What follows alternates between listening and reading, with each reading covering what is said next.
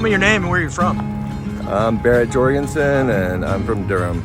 So, when did you get started in birding, and what got you into it? Probably about 6 years ago. I started inadvertently shooting green herons and really enjoyed it, and then just kind of went from there. So tell me about where we are today. This is Sandy Creek Park in Durham. It's just kind of a wetlands throwback on the backside of Durham.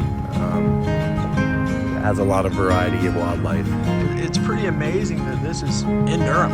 Yeah, it's right on a back street. So, like I said, there's little hidden nooks and crannies everywhere that are worth exploring. What kind of birds can you find out there? You can get pileateds, redheads, kingfisher, all types of duck varieties, hawks, owls, blue herons, you name it. So awesome. Well, cool, man. Well, let's look around and see what we find. all right, let's do it.